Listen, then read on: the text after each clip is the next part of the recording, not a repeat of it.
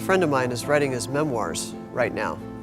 He's newly retired, and his kids and his grandkids have asked him to collect all these favorite stories that he's always told. And he's one of these people who has a knack for telling stories in an amazing way that makes you feel like you're there. And it makes you laugh, and it makes you know what's going on. So he's in the process right now of collecting all these stories and crafting them into his memoirs. And these stories that he's telling and these stories he's writing, these are his milestone events. And the Bible is filled with milestone events. A generation after God's people were rescued from Egypt, those people's children were standing at the banks of the Jordan River. They were standing looking across at the land that God had promised them, the promised land. The problem was that they could see the land, but they didn't know how they were going to get to it. The Jordan River was flooded because it was flood season, and the river was many times as wide as it normally is. And the people wondered, how will we get across? Well, that's when God showed up, and God did something extraordinary. Just as God had rescued these people's parents from the land of Egypt by dividing the waters so that they could walk right across the Red Sea, God did it again. God slowed the flow of this flooding river to just a trickle so that these hundreds of thousands of people could walk across into God's promise.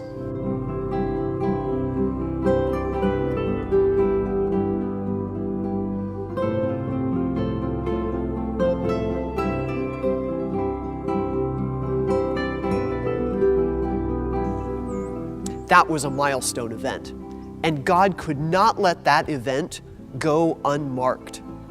So God said to the people, choose leaders from each of your 12 groups. Each leader goes into the river, grabs a stone from the river that you just crossed, and brings it back to the place where you're going to stay that night. Those stones should be built up into a memorial that mark God's work. So they did. The leaders went into the river, grabbed the stones, brought them back, and built them into a visible mark of God's work. And God said, for generations to come, your children and your children's children will see those stones stacked up, and they will say, what are those stones for? And God says, you will respond that the Lord our God showed up, parted these waters, and allowed us to walk across into the land that God promised and fulfilled His promise. This reminds people that God can do incredible and faithful things. That was a milestone event. And we love milestone events because milestone events remind us that God is active today just as God has been active before. And so we collect things, we take pictures, we remember stories, we tell stories, we talk to people so that we can remember the things that God has done in the past, the things that are milestone events to us. And those kinds of things, they build up our hope. They remind us how confident we can be because of God. They give us hope about the future and about the fact that God can work again just as God has worked before.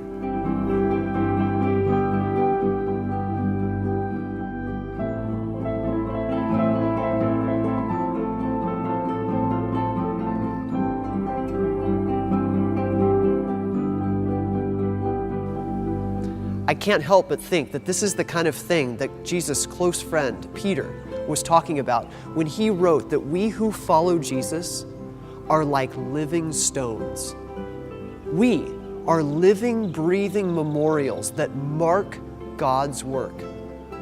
So that when people befriend us or when people see us, when we spend time with other people, when we tell stories, we are living memorials that show that God has done things and that God again can do things that are incredible. We exist to give hope to people that God can move in them. We're here to build people's confidence that God loves them and can do incredible things. We are here to remind people that God can do work just as God has done before. We are living, breathing memorials that mark God's work.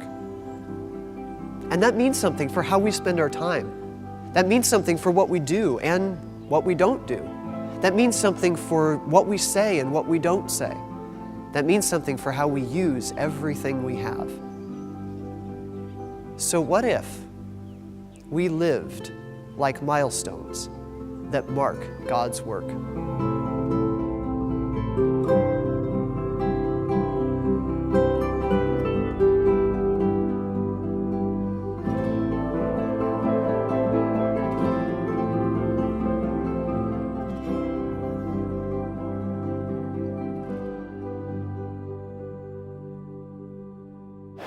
So as we've been looking through the Bible, we've seen that God has done some amazing things that the Bible records. Two of the most recent things that we've seen are the Exodus and this one event of the people crossing the Jordan River. These are the two events that the Bible keeps recalling throughout the rest of the Bible and looking back to say those are the banner events, those are the milestone events. Those are the two that the Bible looks at and says, those are great examples of who God is and what God has done. I like what this Bible scholar, his name is Trent Butler, says about this event as is told in Joshua. He says, Israel was responsible that the reputation of God lives on. God did not do miracles of the proportion of the Exodus or the Jordan in every generation. Yet, every generation could devise teaching and ritual situations in which Israel could experience anew what God had done before them. In other words, God doesn't do this amazing milestone kind of stuff in every one of our lives and in every generation. We all don't get to see it and experience it. But just like the Exodus and the Jordan events were events that God said, look at those as examples of who I am and what I can do, and remember those forever. God says to us, our job is to point people to the God who has done those things, recalling those stories, recalling those situations, even if God isn't doing them right now. Because there are times when God doesn't do these kinds of milestone things in our time. Sometimes we don't get to see them and live them and feel them and be impacted by them like they did. But we still have a job. And God gives us our job. And our job is to ensure that God's reputation lives on. So, and when I read that, I wondered, well, what does that look like? What does it look like to ensure that God's reputation lives on? Because surely that makes sense as our job. I mean, we're followers of God, and so our job is to ensure that God lives on. But what does that look like? What do we do? I mean, how does that happen? And I think it's in this passage, this crossing the river passage. After they crossed the river, this is Joshua chapter 4. This is the part of the story that the guy in the video summarized. And so we'll just read it here together now. Joshua chapter 4. This is in your bulletin, or it's up there on the screen. When all the people had crossed the Jordan, the Lord said to Joshua, now choose 12 men, one from each tribe. Tell them, take 12 stones from the very place where the priests are standing in the middle of the Jordan. Carry them out and pile them up at the place where you will camp tonight. So Joshua called together the 12 men he had chosen, one from each of the tribes of Israel. He told them, go into the middle of the Jordan, in front of the ark of the Lord your God. Each of you must pick up one stone and carry it out on your shoulder. 12 stones in all, one for each of the 12 tribes of Israel. We will use these stones to build a memorial. In the future, your children will ask you, what do these stones mean? Then you can tell them, they remind us that the Jordan River stopped flowing when the Ark of the Lord's covenant went across. These stones will stand as a memorial among the people of Israel forever.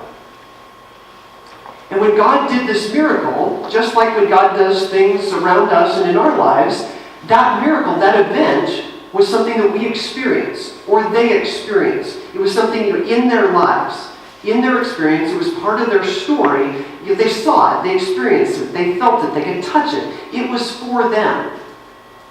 And at the same time, their experience, that event, was not just for them.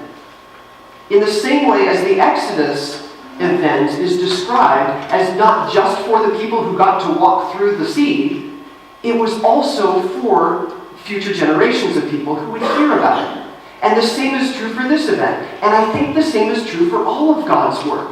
Whenever God does something, it's not just for us who see it, it's for our children and our children's children and people who don't know that God is at work and people in future generations.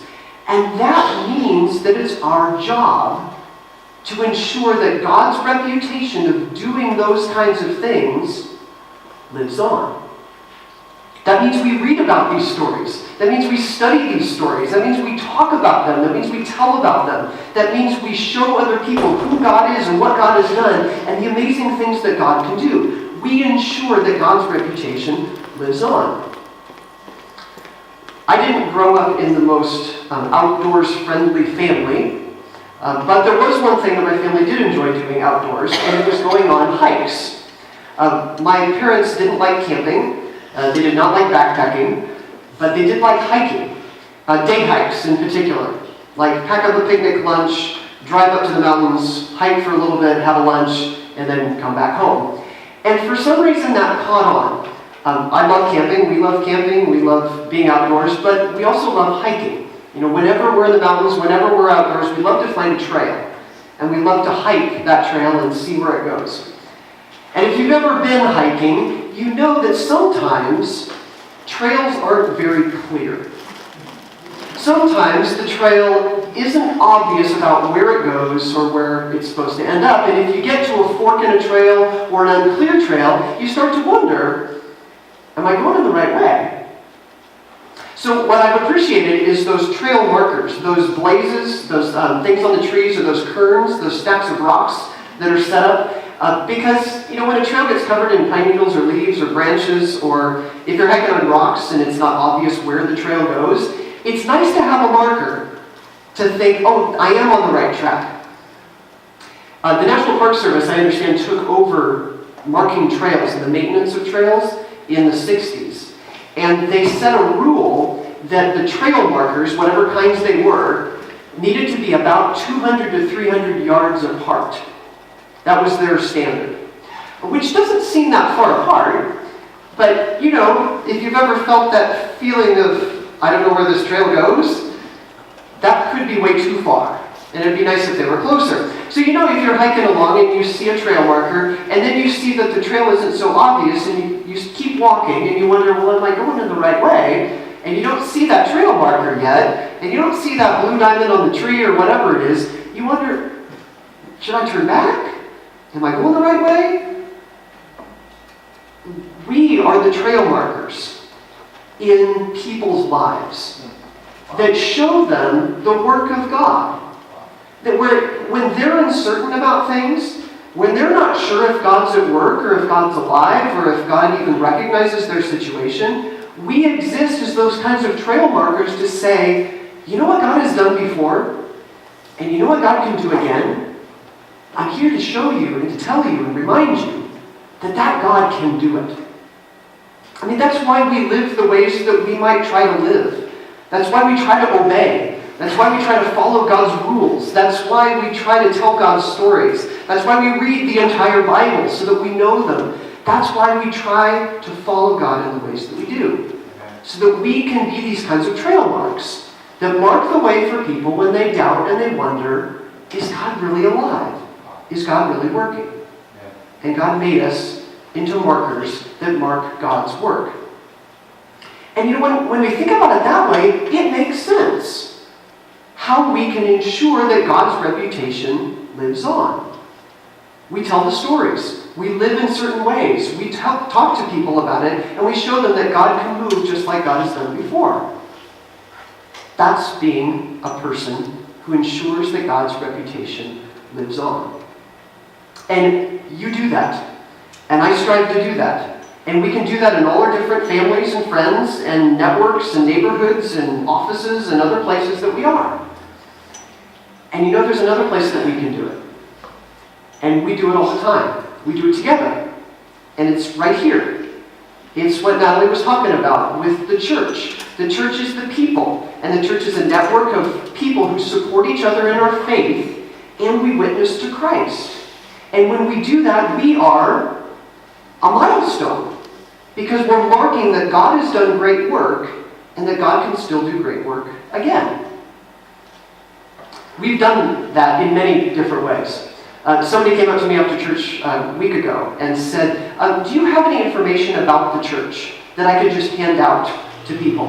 I take walks every day, and I would love to just drop some information with people, because I figure if I'm out, I can drop some information on doorsteps. That's a milestone. I mean, that's delivering something, some hope, some reminder that a church exists and that God's still at work with people who might not know it. There are people from our church who volunteer here at the school and volunteer here at the library every week to share the love of God and to share their love for people. And they dedicate their time to doing that. And who knows what opportunity that brings with a kid or with a family who hears about it to be able to share who God is and what God's done. I mean, that's a milestone. And we're having an Easter egg hunt in a few weeks. And this is the second one we've done here at the school.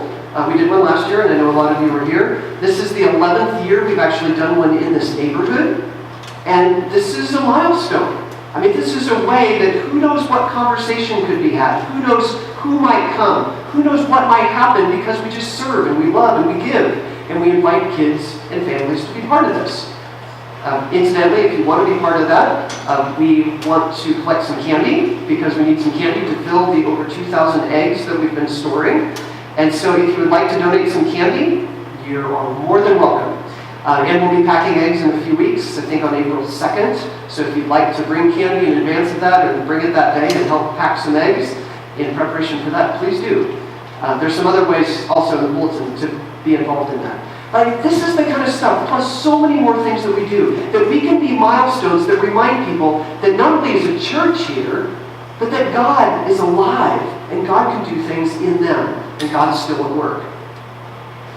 Our job is to be milestones that mark God's work and ensure that God's reputation lives on. And He chose us, and He chose other people to do that. So, that's our job. Let's get to work. Let's pray.